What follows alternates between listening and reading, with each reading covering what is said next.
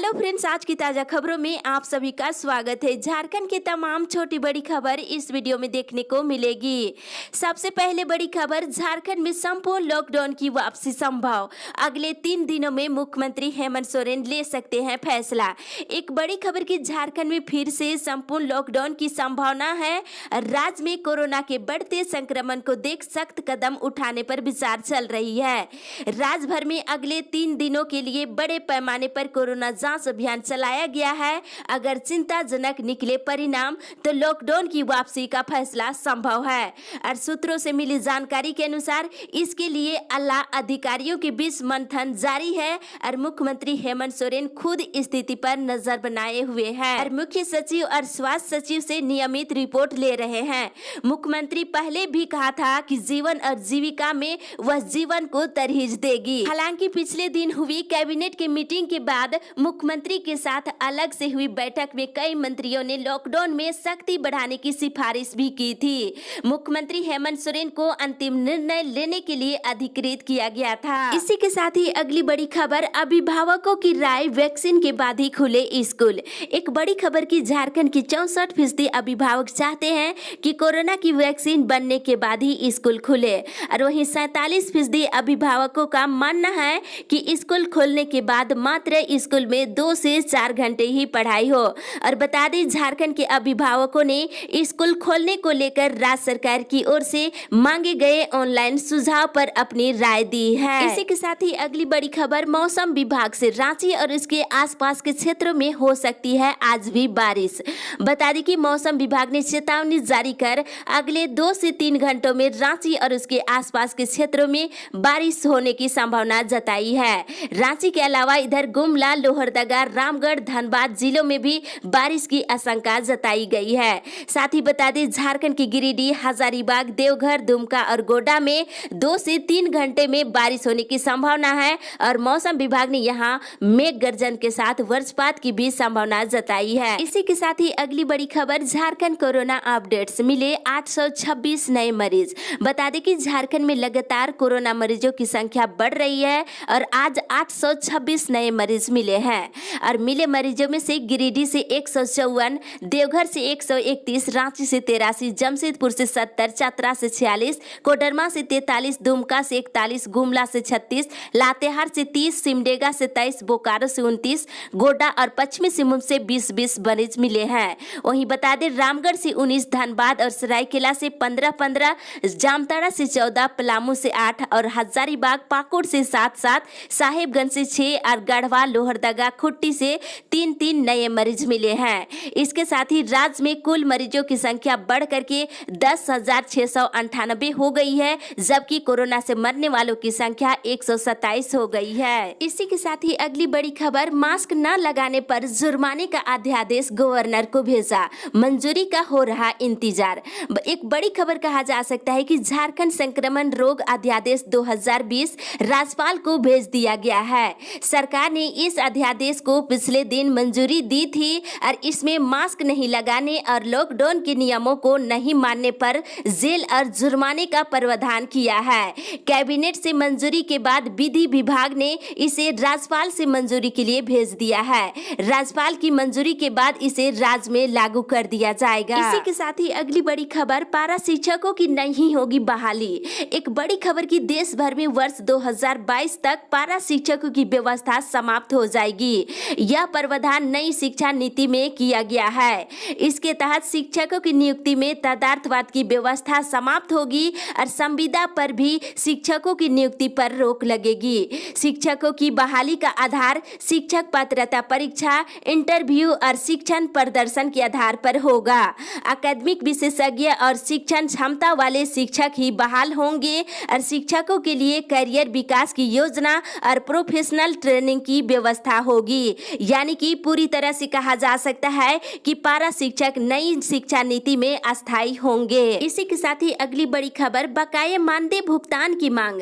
बता दें कि झारखंड प्रदेश विद्यालय रसोइया संयोजिका और अध्यक्ष संघ के प्रदेश कोर कमेटी की बैठक कल किया गया है और इस बैठक में कोरोना के समय में पिछले कई महीने से विद्यालय की रसोइया का मानदेय का भुगतान नहीं किए जाने और संयोजिका के मानदेय का निर्धारण नहीं होने पर चिंता प्रकट प्रकट की गई है। और रसोईया संयोजिका और अध्यक्ष के समक्ष भूखमरी की स्थिति पैदा हो गई है। और बैठक में उपस्थित प्रदेश अध्यक्ष अजीत प्रजापति ने कहा है कि इस संबंध में वे मोबाइल पर राज्य के शिक्षा मंत्री को अवगत कराया गया है, पर सरकार कोई ध्यान नहीं दिए हैं। और बैठक में उपस्थित नेता ने कहा है कि बकाये मानदेय का अविलंब भुगतान नहीं किया गया तो संघ 7 अगस्त को राज्य के सभी जिला मुख्यालय के समक्ष लॉकडाउन का पालन करते हुए 15 सूत्री मांगों को लेकर 1 दिवसीय धरना प्रदर्शन करेंगे। इसी के साथ ही अगली बड़ी खबर, किसान सम्मान निधि योजना में कई आवेदन लंबित। एक बड़ी खबर कहा जा सकता है कि प्रधानमंत्री किसान सम्मान निधि योजना के तहत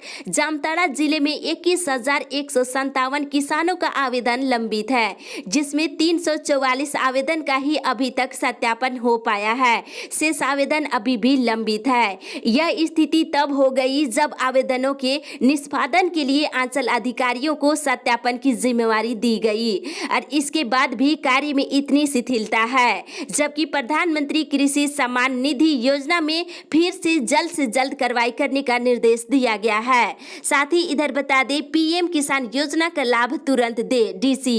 एक बड़ी खबर आ रही है, लातेहार जिले के डीसी ने जिले में संचालित विकास योजनाओं की समीक्षा किए हैं। ने मनरेगा और पीएम किसान योजना समाज कल्याण विभाग से संचालित योजनाओं में अब तक हुई प्रगति की बारी से जानकारी लिए हैं। इस मौके पर उन्होंने कहा है कि पीएम किसान योजना का लाभ जिले के सभी उचित लाभुक किसानों को अविलंब और अनिवार्य रूप से मिलना चाहिए। इसके साथ ही अगली बड़ी खबर, अगस्त में होने वाली परीक्षाएं हो सकती है स्थगित। बता दें, रांची विश्वविद्यालय अगस्त में 3 ऑफलाइन परीक्षा आयोजित करने वाला है। इसमें फॉर्मेटिक आर्ट, बीटेक और एलएलबी की परीक्षा शामिल है। हालांकि इन परीक्षाओं को स्थगित किया जा सकता है। इसको लेकर 4 अगस्त को फैसला लिए जा सकते हैं। साथ ही इधर सीपेट परीक्षा के लिए 3 तक कर सकते हैं आवेदन। कौशल और तकनीक सहायता केंद्र के लिए होने वाली संयुक्त प्रवेश परीक्षा में आवेदन की तिथि 3 अगस्त तक के लिए बढ़ा दी गई है। साथ ही इधर बसिया इंटर कॉलेज में नामांकन शुरू। बता दें, इंटर महाविद्यालय बसिया में इंटर में नामांकन की प्रक्रिया शुरू हो गई है। साथ ही इधर पीईए मेमोरियल कॉलेज में नामांकन शुरू। सैनपुर में परमवीर अल्बर्ट एका मेमोरियल कॉलेज में नामांकन की प्रक्रिया शुरू हो गई है, जिसे इंटरमीडिएट और बीए प्रथम वर्ष में इच्छुक अभ्यर्थी नामांकन के लिए आवेदन कर सकते हैं। इसी के साथ ही अगली बड़ी खबर, सीसीएल कर्मियों को नहीं मिला वेतन। बता दें, सीसीएल कर्मियों को जुलाई महीने का वेतन का भुगतान नहीं होने के मुद्दे को लेकर मजदूर नेताओं ने जीएम से मुलाकात किए हैं। उन्होंने बकरीद और रक्षाबंधन से पहले वेतन के भुगतान के आग्रह किए हैं। साथ ही अगली बड़ी खबर, मनरेगा नहीं तो पीएम आवास योजना में श्रमिकों को दे रोजगार। एक बड़ी खबर की ग्रामीण विकास सचिव आराधना पटनायक और मनरेगा आयुक्त सिद्धार्थ त्रिपाठी ने सभी जिले के डीडीसी के साथ वीडियो कॉन्फ्रेंसिंग कर विभिन्न योजनाओं के तहत जल्द काम शुरू कर श्रमिकों को रोजगार उपलब्ध कराने का निर्देश दिए हैं। साथ ही उन्होंने कहा है कि राज्य के प्रवासी श्रमिकों को रोजगार देना सरकार की प्राथमिकता है और मनरेगा कर्मियों की हड़ताल पर जाने से प्रवासी मजदूरों को रोजगार में दिक्कत नहीं होना चाहिए। जहां जहां मनरेगा कर्मी हड़ताल पर है, वहां पर काम के इच्छुक मजदूरों को प्रधानमंत्री आवास योजना में रोजगार मिलना चाहिए। सचिव ने सभी वीडियो को अविलंब मास्टर रोल को MIS पर अपलोड करने का निर्देश दिए हैं। इसी के साथ ही अगली बड़ी खबर, बाबा धाम जरूरी एहतियात के साथ खुले सुप्रीम कोर्ट। आपको बता दें, एक बड़ी खबर की सुप्रीम कोर्ट ने बैद्यनाथ धाम और वासुकीनाथ मंदिर श्रद्धालुओं के लिए खोलने का फैसला राज्य सरकार पर छोड़ते हुए सुझाव दिया है कि जरूरी एहतियात के साथ आम दर्शन की व्यवस्था की जानी चाहिए।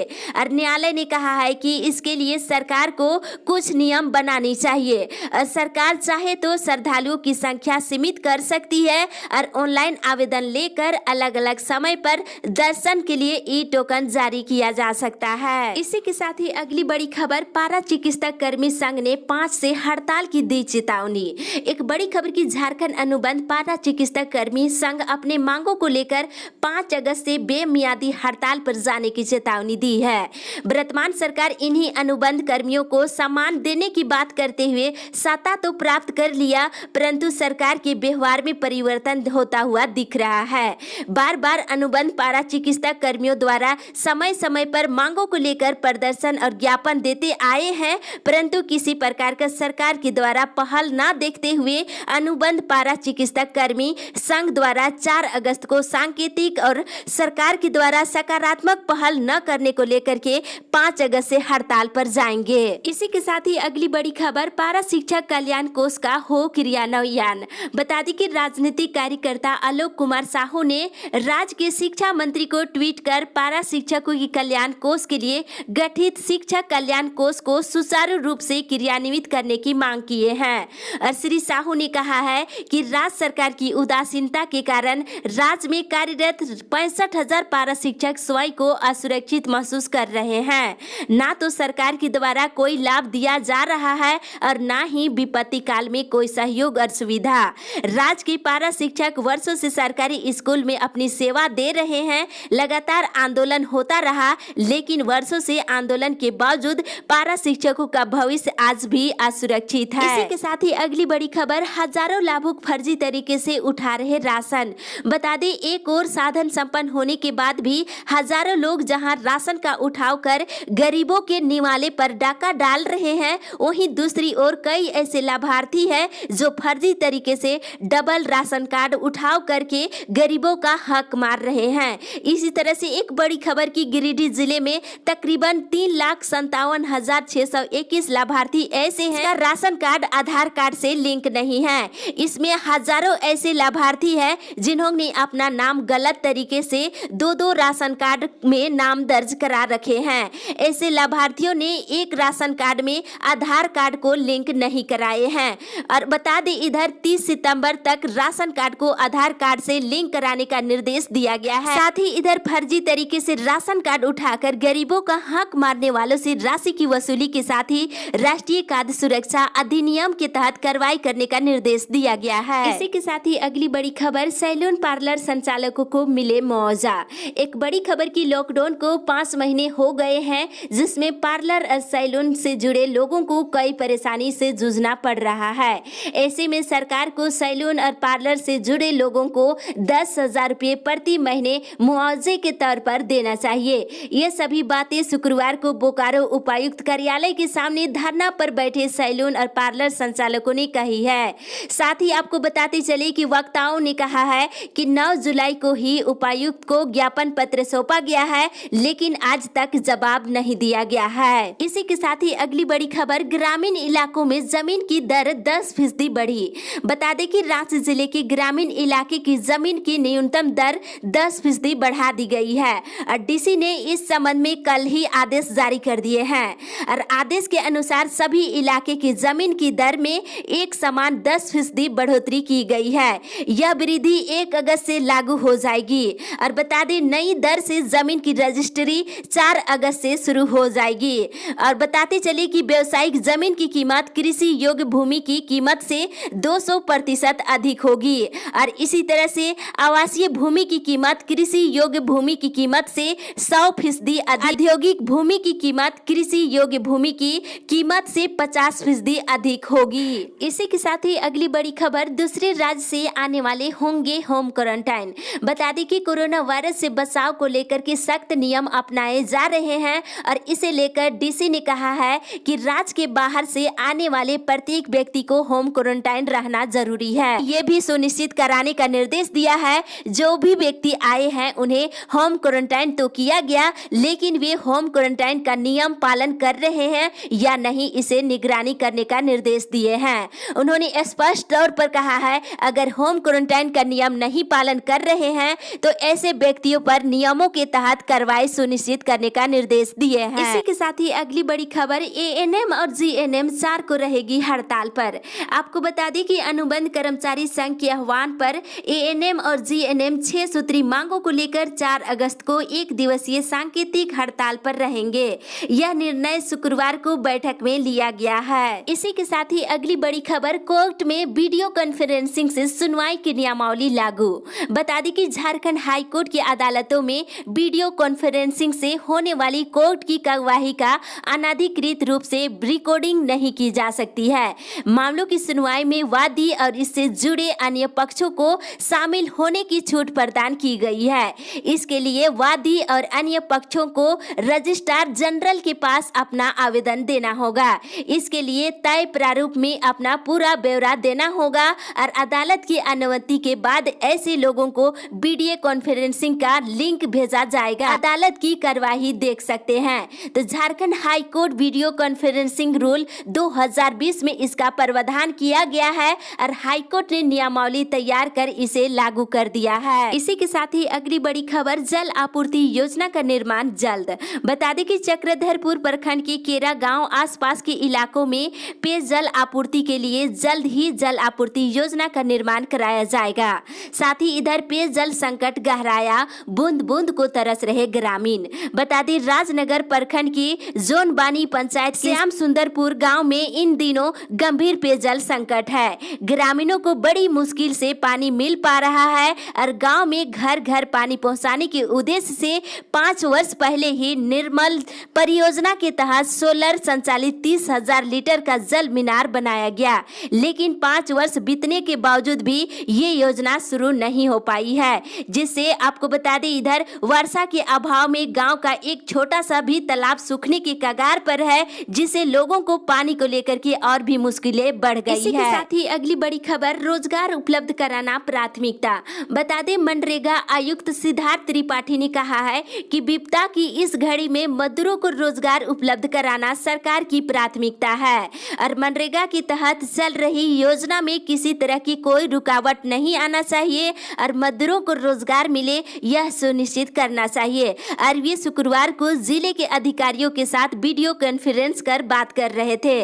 साथ ही मनरेगा आयुक्त ने कहा है कि जहां मनरेगा कर्मी हड़ताल पर है वहां वैकल्पिक व्यवस्था किया जाए और उन्होंने कहा है कि मनरेगा कर्मियों के हड़ताल से प्रवासी मजदूरों को रोजगार में दिक्कत नहीं होना चाहिए। इस अपडेट में बस इतना ही। आगे की खबर के लिए आप हमारे साथ बने रहे।